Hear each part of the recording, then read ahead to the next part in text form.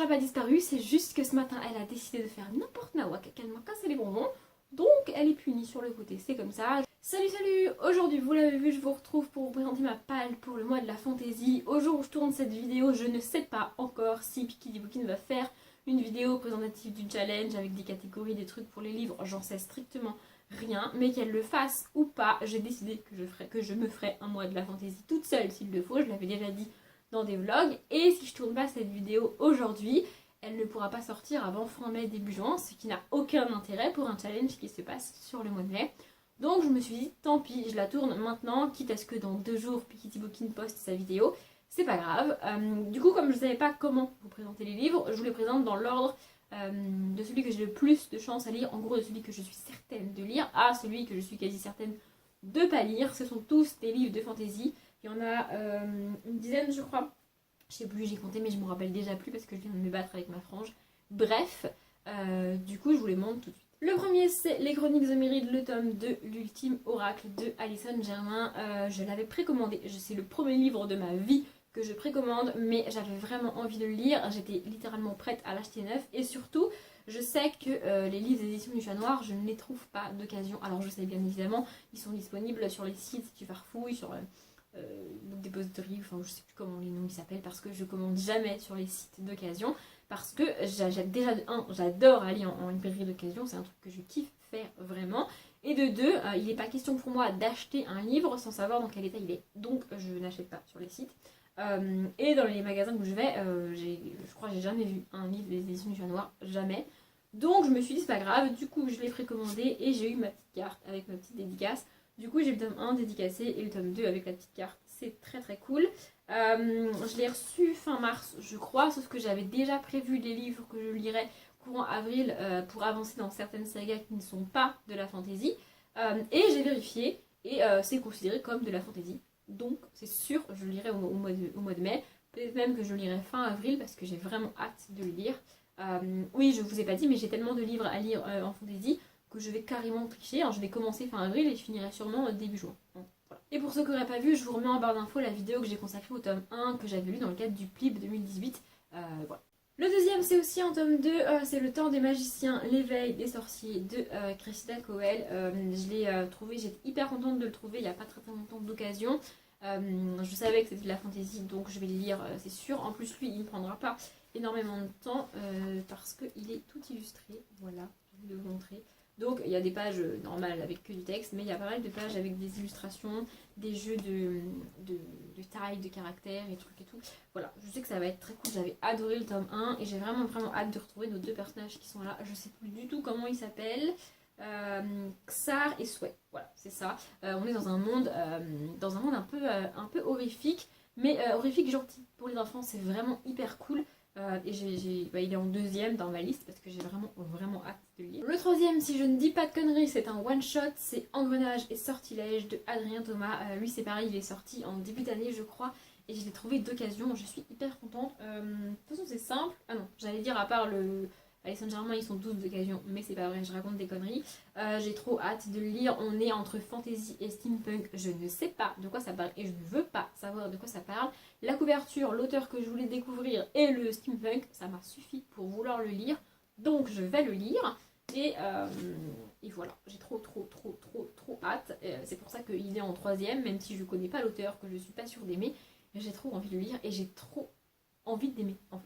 Ensuite, on a L'Erreur de l'épouvanteur, donc le tome 5 de Joseph Delaney. Celui-ci, c'est de la pure fantaisie.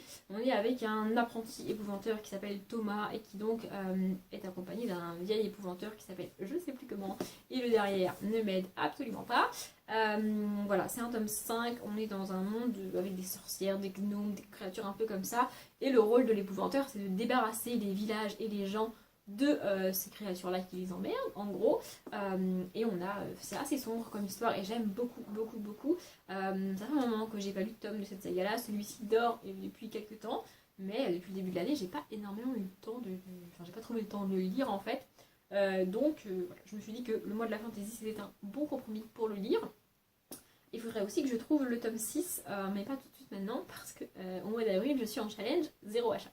Voilà. D'ailleurs, je vais faire une micro-parenthèse au cas où ça vous intéresse. Je suis pas en challenge zéro achat parce que ma palle a explosé et que ça me stresse. Je suis pas du tout stressée par ma palle. Si j'ai 10 000 livres dans ma palle, eh ben j'ai 10 000 livres dans ma palle, c'est loin de me stresser. Mais en fait, le truc, c'est que j'ai énormément craqué au mois de février et mars.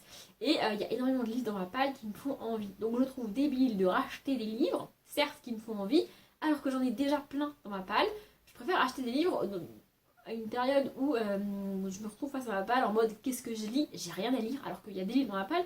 C'est juste que les livres qui sont dans ma palle à ce moment-là me font plus vraiment envie et j'ai envie et besoin entre guillemets d'en acheter d'autres. Donc au mois d'avril je me suis dit que je n'achetais rien et que je lisais ce que j'avais. Je reprendrai sûrement les achats au mois de mai mais c'est pas sûr. Bref. Voilà. Ensuite on a le livre qui me fait le plus peur dans cette palle et s'il est aussi haut que ça c'est parce qu'il fait partie de mon challenge 2019, il fait partie des 12 livres que je me suis choisi en fin d'année dernière et que je me suis dit que j'allais lire cette année. Celui-ci c'est de la fantasy donc je savais que je le mettrais dans ma palle du mois de mai. Il n'empêche qu'il me fait extrêmement peur. C'est Au Royaume, le tome 1, Le Chevalier de Pierre Pével. Il me fait peur parce que de 1, j'ai jamais lu de Pierre Pével. De 2, c'est de la fantasy adulte. Et de 3, bah, il est quand même assez balèze. Celui-ci, je pense que... alors il est très très rare que je lise 2 livres de 2 sagas différentes en même temps. Même du même saga, vous me direz, parce que ça n'a pas d'intérêt. Mais là je pense que pour le coup celui-ci je vais me l'étaler littéralement sur tout le mois. Je pense que genre tous les week-ends je lirai 3-4 chapitres. Je pense qu'il n'y a que 4 week-ends en mai et que ça le fera pas si je lis ça, mais c'est une espèce de... En fait c'est un point de départ que je me donne, genre je me dis tu lis 10 pages par jour et si j'aime et que je suis bien dedans et que j'ai envie de le lire tout simplement, j'avancerai plus vite et juste le fait de me dire que 10 pages par jour ça a l'air à rien, mais au final si tu lis 10 pages par jour à la fin du mois tu l'as lu le bouquin en fait. Donc je vais essayer de faire ça. J'ai envie de le lire, hein. Je l'ai acheté parce que j'ai envie de le lire, que j'ai envie de découvrir Pierre Pével et tout. Mais ça me fait quand même très très peur. Le suivant pour le coup ne me fait absolument pas peur. C'est Charlie Davidson, le tome 11 tombe au clair de lune de Darida Jones. Voilà. Alors pour celui-ci je triche un petit peu comme j'avais fait l'année dernière avec un tome des Gardiens de l'Éternité parce que dans la collectivité des gens et des lecteurs c'est considéré comme du fantastique et moi-même je considère ça comme du fantastique. Sauf que c'est de la bitlit. Et la bitlit est un sous-genre de la fantasy. Donc, en gros, c'est de la fantasy. Alors oui, je sais, c'est complètement tiré par les cheveux. Mais c'est pas grave, c'est une saga que j'adore. Et tant pis. Enfin, je veux dire, si elle rentre pas dans le thème de la fantasy et tout, et que j'ai quand même envie de le lire, et ben je le lirai quand même. Hein. Fait que je fais ce que je veux. Voilà, pardon pour le gros mot. Je sais que ça va se lire hyper vite, donc je perdrai pas, entre guillemets, beaucoup de temps pour les autres fantasy en lisant celui-ci. Et puis ça fait un moment quand même que j'ai lu le tome 10, donc je me suis dit qu'il fallait que j'avance, même si en fait, j'ai envie d'avancer dans la saga parce que j'adore cette saga, mais je sais que le tome 13, qui n'est pas encore sorti en France, sera le dernier de la saga, et j'ai pas envie de terminer cette saga parce que c'est vraiment une saga que j'adore, mais c'est pas parce que j'adore qu'il faut pas la terminer, ça n'a pas de sens. Le suivant fait aussi partie de mon challenge 2019 et c'est aussi pour ça qu'il est là, même si c'est un tome 1. Donc c'est Signe Noir, le tome 1, Fille de l'orage de Rachel Mead. Ici on est dans un monde un peu... C'est pas écrit bitlit derrière, mais je pense qu'on est à la frontière de la bitlit et de la fantasy. Même si la bitlit est un sous-genre de la fantasy comme je l'ai dit. Je l'avais commencé il y a quelques années, j'avais dû lire le chapitre 1, je crois. Et l'histoire qu'on me racontait, l'héroïne et la manière dont c'était construit était trop proche à l'époque des Gardiens de l'Éternité et de Charlie Davidson. Et je veux pas avoir trop de sagas avec des histoires proches en même temps. Mais maintenant que j'ai terminé les Gardiens de l'Éternité, je me suis dit que je pouvais commencer Signe Noir. Surtout que, comme je l'ai dit, Charlie Davidson, je l'ai quasiment terminé parce que le tome 13 n'est pas encore sorti en France. Là, je vais lire le tome 11 et j'ai déjà le tome 12 dans ma palle. Donc je pourrais le lire genre au courant du mois de juillet si j'ai envie. Voilà, pareil, c'est un gros pavé. Et lui, si je le lis pas au mois de mai, que je le lis qu'au mois de juin, ce sera pas la fin du monde non plus. Mais si par miracle j'ai envie de le lire, et je pourrais le lire parce qu'il rentre dans le thème. Ensuite, lui, j'ai vraiment envie de le lire. Donc c'est Elia, la passeuse d'âme, le tome 1 de Marie Vareille. Oui, je sais, j'ai vraiment envie de le lire. Et il est à la fin de ma sélection. Parce que c'est un tome 1, parce que les 2 autres tomes 1 que je vous ai présentés sont dans mon challenge 2019. Donc il faut que je les lise en 2019. C'est pour ça que je les ai mis plus haut dans mes priorités en fait. Voilà, Marie Vareille, j'ai vraiment envie de découvrir ce qu'elle fait et de découvrir cette histoire que beaucoup de monde aime. Mais c'est pas dans mes priorités en ce moment, tout de suite maintenant. J'ai d'autres sagas à commencer avant, j'ai d'autres livres à lire avant, et même si j'ai vraiment envie de découvrir ça, que je le découvre au mois de mai ou au mois de janvier l'année prochaine, ça changera pas grand chose en vrai, Mais il est quand même là parce que j'ai quand même envie de le lire. Ah, et je sais pas de quoi ça parle. L'avant-dernier, c'est Un palais de colère et de brume de Sarah J. Maas. Alors oui, c'est un tome 2 et dans ma logique de j'avance dans mes sagas avant d'en commencer d'autres, il aurait dû être plus haut dans ma liste des priorités. Sauf que je ne veux pas me forcer à lire ce livre-là. Je l'ai mis dans cette palle parce que c'est de la fantaisie, parce qu'il rentre dans le thème, parce que c'est un tome 2, parce que j'ai envie de le lire malgré tout, et parce qu'il est dans ma palle. Hein, je ne l'ai pas acheté exprès, qu'on soit clair. Mais j'ai été vraiment déçue par le tome 1. Je me suis franchement ennuyée la moitié du tome 1. Et donc j'ai pas envie de me forcer. En fait, je sais que si je me force à le lire, c'est-à-dire si je le commence à un moment où j'ai pas vraiment envie de le lire, je n'irai pas au bout. Alors que si je le commence à un moment donné où j'ai vraiment envie de le lire, où je me dis allez vas-y c'est le moment, il y a plus de chances pour que j'aille au bout. Après, une personne qui comme moi a été déçue et a pas franchement aimé le tome 1 et qui a lu ce tome 2 m'a dit qu'il était mieux. Donc, enfin qu'il était mieux, qu'il était mieux que le tome 1. Donc je me dis que peut-être ça peut le faire. Maintenant, clairement, je ne lirai pas 700 pages si je me fais chier. Si au bout de 100, 150 pages, ça ne le fait pas, et bah tant pis. Je vais pas me forcer à lire un livre juste parce que c'est une saga que tout le monde adore, ça n'a aucun intérêt. J'ai été franchement déçue par le tome 1. J'espère que ce tome 2 sera un peu plus bougeant, qu'il y aura un peu plus d'action, un peu plus d'événements, plus de trucs et un peu moins de blabla. Parce que sinon ça va pas le faire en fait. Surtout que. En fait, ce qui me dérange avec ces livres-là, c'est que le premier fait dans les 500 pages, je crois, alors que c'est pas nécessaire quoi. 300 pages aurait largement suffi pour la même histoire.